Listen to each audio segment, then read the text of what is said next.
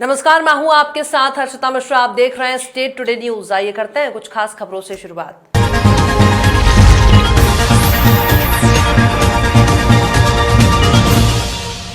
DSC के जवान शंकर सिंह 54 वर्ष ने अशोक कुमार 45 वर्ष डीएससी के सीईओ को गोली मारकर हत्या कर दी और हत्या करने के बाद शंकर सिंह ऑर्डिनेंस फैक्ट्री के अंदर जंगल में कहीं छुप गया था। माधवनगर थाना अंतर्गत आयुध निर्माणी में हत्या के बाद पुलिस ने सर्च ऑपरेशन चलाया।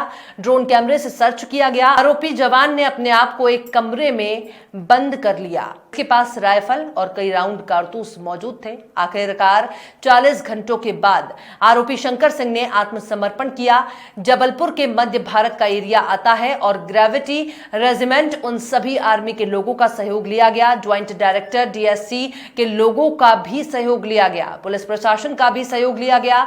ज्वाइंट ऑपरेशन किया गया। ऑपरेशन का लक्ष्य था कि आगे कुछ और क्षतिपूर्ति ना हो। उसमें उन्होंने कामयाबी हासिल की। जैसा आप लोगों को सभी लोगों को पता था कि शनिवार के रात शाम को यहाँ एक दुर्घटना हो गई थी, जिसमें जो एक जेसीओ थे हमारे श्री अशोक चिकारा जी, उनको उन्हीं के एक हवलदार ने, जिनका नाम श्री सकत सिंह था, उन्होंने गोली मार दी थी और उनकी वहीं पे स्पॉट डेथ हो गई थी।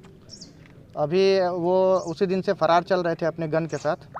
आज मॉर्निंग में करीब 9:50 AM के लगभग में उन्होंने गन के साथ आत्मसमर्पण कर दिया है और उनसे अभी बातचीत चल रही है।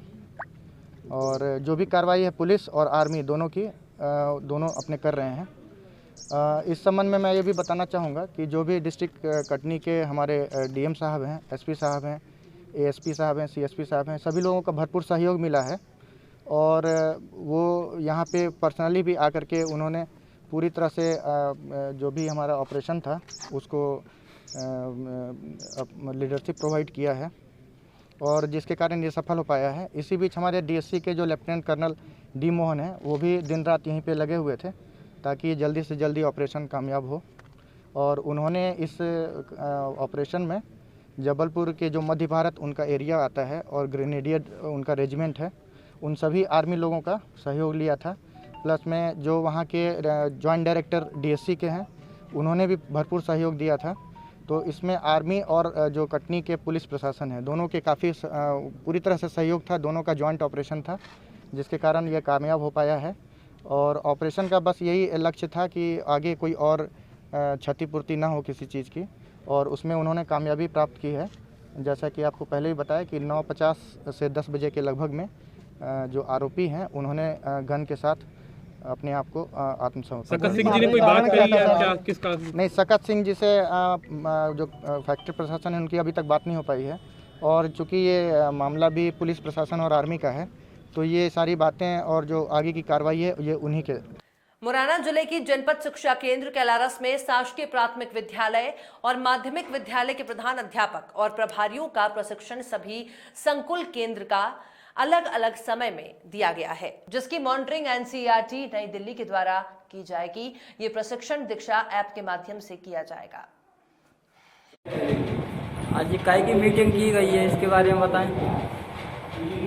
एनसीईआरटी के माध्यम से, जो केंद्र सरकार के माध्यम से हमारे निष्ठा कार्यक्रम के तहत 18 प्रशिक्षणों का एक कार्यक्रम है, जिसके तहत सारे टीचर्स को अवगत कराने के लिए कि ये कार्यक्रम कितना महत्वपूर्ण है, इसमें अपने को क्या क्या करना है, इनका समय अंतराल क्या है, इसके लिए ये मीटिंग बुलाई गई है। जिसके तहत ये जो कार्यक्रम है 16 अक्टूबर से प्रारंभ होने वाला है, जो लगातार 15 जनवरी तक जारी रहेगा। इसमें 3 प्रशिक्षण के माध्यम से 15 दिन में प्रशिक्षण पूर्ण करने की समय अवधि में इस तरह के कार्यक्रम के तहत प्रशिक्षण पूर्ण किए जाएंगे। सागर जिले की सुर्खी विधानसभा में होने वाले उपचुनाव में कांग्रेस प्रत्याशी पारुल साहू के समर्थन में जनसभा को संबोधित करने प्रदेश के पूर्व मुख्यमंत्री कमलनाथ दोपहर करीब 12:30 बजे जैसी नगर पहुंचे। पूर्व मुख्यमंत्री को सुनने बड़ी संख्या में लोग सभा स्थल पहुंचे। इस दौरान सभा को संबोधित करते हुए पूर्व मुख्यमंत्री कमलनाथ ने कहा कि राजनीति का स्वरूप कैसा हो गया, कहां जा रहा है संविधान। जब सब बिकने लग जाएंगे तो फिर गांवों में सरपंच की भी बोली लगने लगेगी। इन लोगों ने प्रदेश को कलंकित किया। हमने वोटों से सरकार बनाई थी, इन्होंने नोट से सरकार बनाई। कांग्रेस पर निशाना साधते हुए कमलनाथ ने कहा कि हमें कैसा प्रदेश सौंपा था जो भ्रष्टाचार, बलात्कार और कर्जा में नंबर 1 था। हमने सुधारों की शुरुआत करी थी, हमने 27 लाख किसानों का कर्जा माफ किया। मुख्यमंत्री शिवराज सिंह पर तंज कसते हुए कमलनाथ ने कहा कि शिवराज एक्टिंग में सलमान और शाहरुख को पीछे छोड़ देंगे, इन्हें शर्म आनी चाहिए।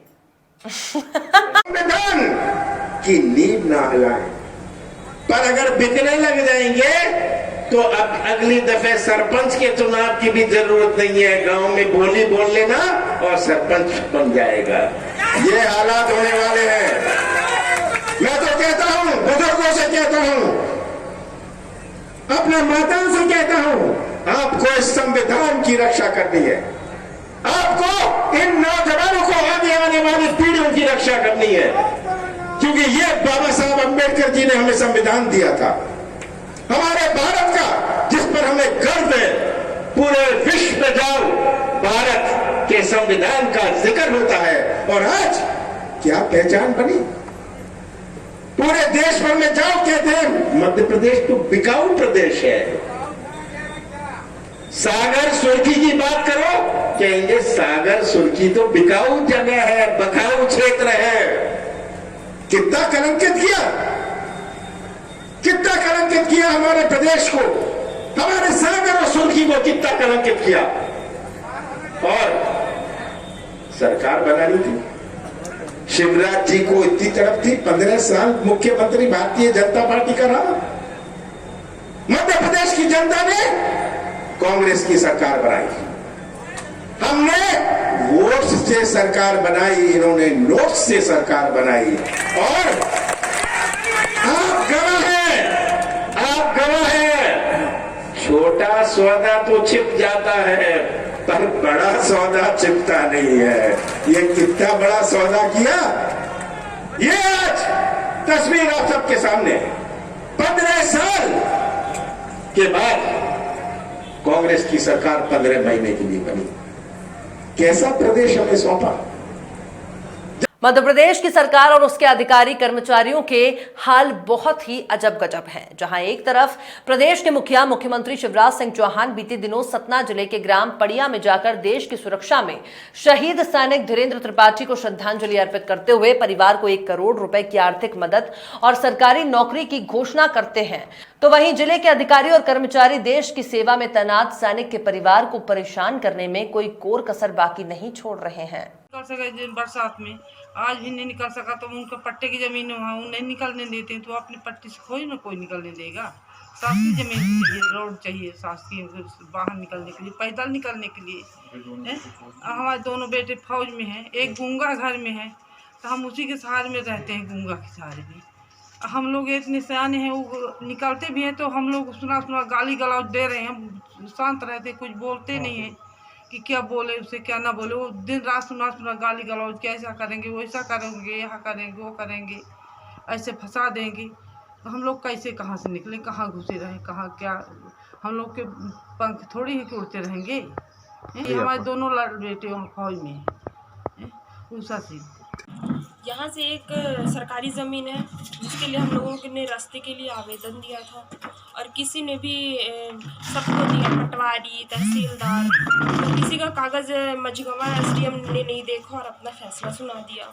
सर मेरे पति और मेरे जेठ है, वो दोनों आर्मी में है, और हमारे घर में कोई नहीं है, सिर्फ हम और मेरी सास और एक दूसरे नंबर के जेठ है जो गूंगे हैं। तो सर हम कहाँ जाएँ? जब किसी ने हम लोगों का आवेदन नहीं स्वीकारा तो हम लोग क्या करें और कैसे अपना सिर्फ थोड़ी सी रास्ते के लिए, यहाँ गवर्नमेंट ज़मीन है, सरकारी ज़मीन है, जहाँ वैध तरीके से घर बनाया जा रहा है, और कुछ लोगों का, यहाँ गांव के कुछ लोगों का भी सपोर्ट है जो उसका सपोर्ट करते हैं कि तुम घर बनवाओ। तो सर हम लोग क्या करें, कहाँ जाएँ? ज़मीन है आसपास? जी सर, प्राइवेट ज़मीन भी है, यहाँ साइड है, वहाँ से तो हम लोगों को मिल रही है। तहसीलदार ने, यहाँ बिशनपुर तहसीलदार ने तो बोला था कि मिलेगी, फिर उन्होंने अपना कागज़ ट्रांसफ़र करवा लिया मझगवा। तहसीलदार ने कोई पंचनामा किसी का नहीं बनवाया, और बोले कि मैं क्वारंटाइन हूँ, और उनको फ़ैसला पता नहीं कैसे दे दिया। और ये है कि स्टे लगा है, उसके बावजूद भी बीच बीच में 2 दिन 4 दिन में रातों रात काम करके करीबन 10 फीट 12 फीट का मकान तैयार कर लिया। और हम लोगों ने स्टे तब लगाया था जब ये सिर्फ गड्ढा खाना था पिलर के लिए। तो इसके के बावजूद अगर काम चल रहा था तो आपने पुलिस में शिकायत नहीं की? करवाया, बहुत बार पुलिस में रिपोर्ट दर्ज करवाई, उसका मैसेज भी मेरे मोबाइल में है, कुछ एक आध दो मैसेज अभी भी हमने डिलीट नहीं किया पड़ा है। बस पुलिस आती है, जब 2-4 बार फ़ोन करते तब आती है, और फिर उसके बाद कभी कभी तो कोई सुनवाई ही नहीं होती। और बीच में तो कोई एक बार आया था तो वो बोला मैं यहाँ का चपरासी नहीं हूँ। जब पुलिस चपरासी नहीं है सर तो वो हम लोगों के लिए बनाई गई है ना। नाम क्या है आपका? नेहा सिंह। ये फौजी परिवार दोनों इनके बेटे आज बॉर्डर में लगे हुए हैं, आखिर देश की सेवा कर रहे हैं, हमारी आपकी सेवा कर रहे हैं। जब रास्ते की बात आती है तो रास्ता दिया नहीं जा रहा है। हमने सर्वप्रथम बिरसिंहपुर तहसीलदार को ज्ञापन दिया, आवेदन दिया कि हमें नॉर्मल 10 फीट की रास्ता दे दो 52 धारा लगा के। तो उनका ये था कि यहाँ से जियो टैग है, आप यहाँ मत बनाओ, यहाँ से रास्ता दे दो। उनके वकील ने ट्रांसफ़र करवा लिया, ठीक है, अच्छी बात है। लेकिन मझगवां तहसीलदार ने ना पटवारी का प्रतिवेदन देखा, ना बिरसिंहपुर तहसीलदार का प्रतिवेदन देखा। और क्वारंटाइन उस टाइम पे मुझे आश्चर्य है, जब वो क्वारंटाइन थे तब अपना वक्तव्य दे रहे थे कि यहाँ से रास्ता नहीं है, और वो मामला को खारिज कर दिए।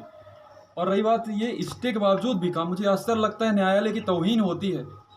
बड़े बड़े अफसर बोलते हैं स्टे ये वो दुनिया भर, मतलब मुझे आश्चर्य होता है। मैं खुद जीवन में अपना देखना चाहता हूँ कि स्टे लगा है, पुलिस आती है, काम नहीं कर रही है, स्टे के बावजूद भी काम चल रहा है, मतलब आश्चर्य है। और रही सरकार की बात, सरकार तो अब एक फौजी शहीद हो जाता है तो रातों रात रास्ता बनवा के दुनिया भर तमाम राजनीतिक दल आके सहानुभूति देते हैं पार्थिव शरीर ले जाने के लिए। मैं तो अपने आप को बड़ा छोटा मानता हूँ, इस काम के लिए मैं आगे बढ़ के आया हूँ, मेरा परिवार आया कि शायद ये परिवार की सहायता हो सके। मैं आप लोगों के धन्यवाद देता हूँ, आप आए और इस फौजी परिवार की सहायता हो। शुभम सिंह हरदी। और फिलहाल खबरों में इतना ही। और भी खबरों के अपडेट्स के लिए आप देखते रहिए स्टेट टुडे न्यूज़।